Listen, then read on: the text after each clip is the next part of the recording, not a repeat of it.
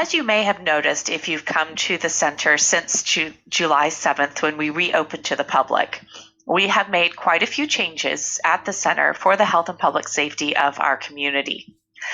We now offer timed entry ticket purchases with limited capacity and new operating hours. We have contact-free payment options at the door, and we have designated entrance and exit with an automatic door opener to minimize surface contact. Galleries have a very specific route to follow to help maintain social distancing. Floor staff are always busy cleaning all surfaces throughout the day. Automatic hand sanitation stations and hand washing throughout the center. Visitors are required to wear masks and practice social distancing. And we are now closed on Mondays so that we can do a deep clean of the entire facilities. While we are actively planning and building new interactive exhibits for future installations, most of our hands-on exhibits have temporarily been removed from the center. However, in place of that, we have King Tut, Treasures of the Tomb. So we're going to open up our educator resource guide and tell you a little bit more about King Tut. So King Tut, Treasures from the Tomb, is an exhibition that we have on loan from our friends from a group in Austin, Texas, who puts together educational exhibits. So these are replications. These are all replicas of the actual objects that were found in King Tut's tomb by Howard Carter in 1922. Currently, all of these pieces, or most of these pieces, are all in Egypt and are no longer able to leave Egypt.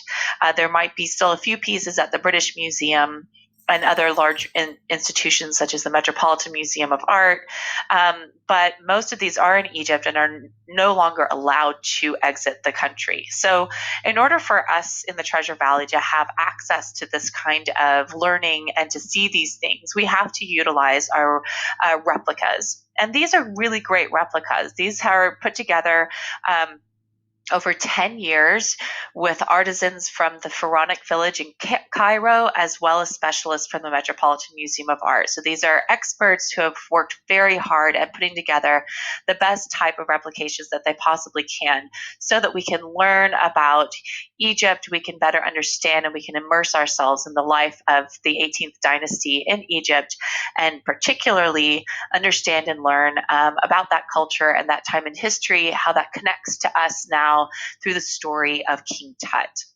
So we've put together an educator resource guide that has been designed basically focusing on the age groups and grade levels of grade 6 and 7, but we also provide information that can be accessible to kids as young as 2nd, 3rd, 4th grade, and hopefully accessible to adults as well, as this is such an interesting topic. So throughout the educator resource guide, we provide a how-to. This is really just a guide. These are guidelines, ideas, and resources for you to use to prepare your class, prepare yourself, or prepare your family to come and see this exhibit. We provide Idaho standards connections as well as NGSS, things that overlap both world history and civilization as well as science. We provide our exhibition overview, and don't worry, I'm not going to read this whole thing for you. I will hit some of the highlights and some of the things that I think are helpful in the development and what the thought was in the development of this program or in this resource. We have the exhibition overview, and in it you can also see we talk about our local Egyptologist and King Tut expert, Jan Summers Duffy. She's an archaeologist, she's an Egyptologist, and she works at the College of Idaho. We were so incredibly excited to find her and know that we have someone here locally that we can reach out to, and she has been super helpful in making sure that the material and the resource that we send out is true and is based in actual research, and she's helping to make sure that what we provide is as high quality as we possibly can. As we go through, you'll notice that the way that we are approaching the education around King Tut we're trying to connect it very specifically to STEM. We are a STEM center. We are a science center, and our history has been a hands-on science center, where a lot of what we've been focusing on is more of the engineering, technology, science, and math pieces. King Tut can often be seen as, well, what are you guys doing? This is world civilization. What does this have to do with STEM at all? But there are so many ways in which this connects with STEM. And one of the main things that we focus on is the career of an archaeologist. Archaeology is a science, anthropology is a science. It is considered somewhat a soft science. As we are always learning new things, there's always new research coming out. But it is a science that is based on understanding human history and prehistory through the analysis and following of the scientific process, understanding the physical remains and materials of humans throughout time. And so we want people to come into the exhibition with their archaeologist hats or their archaeologist lens, looking at the materials and asking questions as an archaeologist would. So we provide in here some basic questions that archaeology students in Archaeology 101 are introduced to. And this is something that is across most museums as well, an object-based learning, where we look at an object and we ask questions. What do we see? What is the evidence in front of us that helps us understand these basic questions about the cultures and the people who created, who made, and who used these materials? So we provide some cross-references and the different kinds of science that archaeologists and archaeologists use to determine their research and what they understand. And we do talk a little bit about Howard Carter. Howard Carter actually was not an archaeologist. He was an artist who loved archaeology and worked very closely with other archaeologists.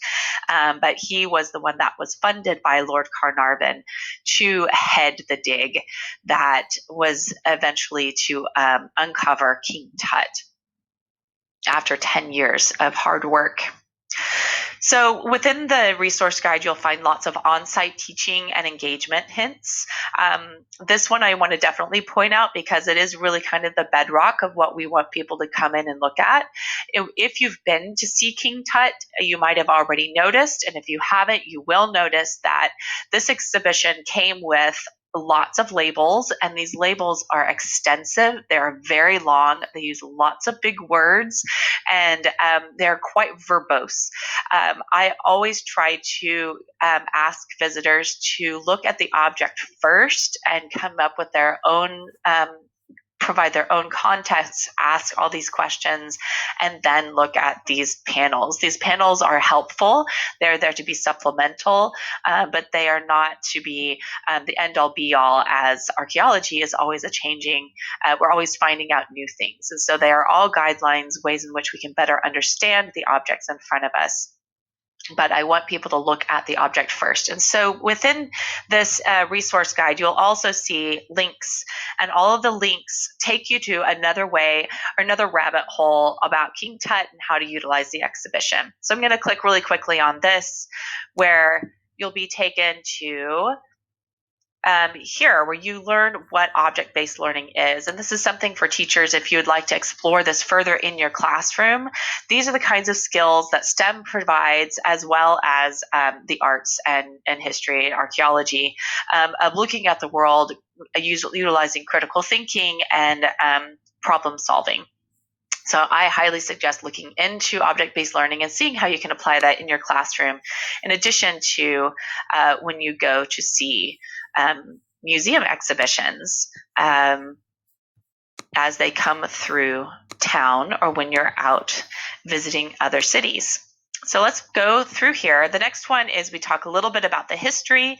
And as you'll notice on multiple pages, we provide links to YouTube videos. So we've either created a YouTube playlist of multiple videos that explore a certain topic, or one particular video that we've gone through and we've sifted through the millions of different videos online to find the ones that we feel are the most relevant to the content that we're pushing, and also provide real research-based content, as well as high quality as well as a high quality. So here is a really great long YouTube playlist all about the story of Howard Carter's discovery, utilizing some of the actual photos that were taken in 1922. Then we go into the 18th dynasty, providing a family tree, and we try to cross-point the history and the family story with the DNA and gene structure. So we try to pull in elegant connections between STEM concepts and the world civilization concepts that 6th and 7th graders might be exploring through their grapes structure. So one of the things we really focus on is DNA and what is a gene. So each one of these links will take you through to a video that gives you some fun insight into what DNA is, as well as what is a gene. One of the things why we think this is important is that King Tut, when he was found, and for many, many years, there was lots of conjecture about who his father was, who his mother was. There's still a lot of fog around who actually his mother was. However, we've been able, through actual DNA testing and CT scanning and so many other modern technological tools, been able to better understand that and know that King Tut fit within this particular family tree, who his father was, who his mother most likely was, and who his mother most likely was not. And so you can take through that. We also have some great videos on, well, how the heck do you DNA test a mummy, where you can learn from National Geographic and other wonderful resources, the actual steps they took in doing the CT scanning and the DNA testing of a dead body that has been wrapped up for over 3,000 years is quite amazing. And we also provided a couple of classroom preparation activity suggestions.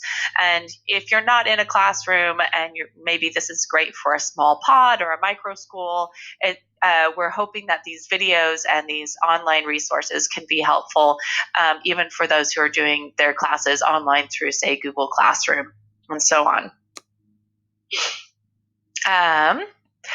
Then another way in which we've created an entry point into this exhibit is through symbols and materials. So one of the things we like to highlight is symbols, and particularly hieroglyphics, as a sort of code. A lot of what we focus on at the Discovery Center is coding and how to explore computer science. And computer science and coding and robotics and all of this is based on basic binary code, as well as understanding all these other languages that require symbols and understanding how those symbols go together to tell a story. So we talk about that here in hieroglyphics, and focus on symbol being a mark or character used to represent an object or a function. We provide more videos about the Rosetta Stone. These are really great videos, and I've provided a watch first and a watch second because I feel like that's a great flow. Of course, you can do whatever fits best in your classroom and the time that you have to utilize. We also focus you'll see here in the cartouche is another way in which they utilize those symbols to tell the story of who King Tut was. So we explore his cartouche and how language was used in a very nonlinear way to how we currently understand or write our language with our symbols. We also explore symbols as a thing that stands or represents for something else, because that is huge in ancient Egyptian symbolism, and especially the art and the objects that are on display. You'll see tons of scarabs. I think we've counted at least 38 to 40 scarabs in the exhibit, and we have a wonderful scavenger hunt that students and children, when they come to visit, or adults, can use to go and find all the scarabs throughout. You will also find a lot of the Ankh symbol, which is an ancient Egyptian symbol utilizing or representing life. Because the exhibit is divided into two parts, the life and the death. Life in ancient Egypt, as well as the death practices in mummification and what we find in the tomb. So we talk a lot about symbols as well. The other entry point that we've created is through materials. And materials, I feel, are so important for us to really understand what archaeologists do and how they look at a particular material and are able to unpack so much history and so much information about a culture. So, for example, we can look at one of our like lapis lazuli, a bright blue metaphoric rock that is found in so much of the material and all these beautiful thrones and in the actual King Tut mask that we're also familiar with. And to look at that and then to understand its origin, how it's made, and to know that, most of this particular mineral in this particular rock is found 3,000 miles away from Cairo or Egypt, which then indicates that there were some major trade routes and there were ways in which the ancient world interacted with one another, taking us down more and more rabbit holes of questions and answers and better understanding the intricacies of the ancient world. And each one of these materials provides us new insights and entry points into that conversation. We also touch on the life of an ancient Egyptian because it's always helpful to remember that people living in ancient Egypt are just like people who live in 2020 in our world and our time. People are people, and there were lots of different things that were very similar, as well as there were very many things that were very different within the life of an ancient Egyptian. We, of course, explore sacred burial because this is a tomb that we're looking at. So we hit on the top three key ideologies: the belief of the underworld, eternal life, and the rebirth of the soul. And then we've provided a couple of pre-visit video suggestions. TEDx and TED-Ed have some incredible videos that we've provided. And when you go through and click through these videos, you will always find lesson materials, additional prompts for you to lead your class through, and more videos really exploring that particular piece even more deeply. So all of these pieces, we provide you just kind of the tidbit, the top of the iceberg, and access to these different resources. And you can use them and utilize them however you feel works best for your classroom. But we hopefully have provided that filtered approach and filtered through so much of what's out there so that it cuts a little bit of your preparation time. We also have provided a couple of fun facts. I think this might be actually the only actual fun fact we included about a current and modern, I think about 25-year-old or 25-year-old mummy. And how doctors in modern world have utilized ancient tools and materials to create a mummy. So really great stories. And everything has its source and a link to that source so that you can go even more in depth into a particular topic if that so suits you. And again, we always have our contact information, and we're always here to help however you need our help in preparing or assessing or giving your students materials to use while they're going through the exhibit.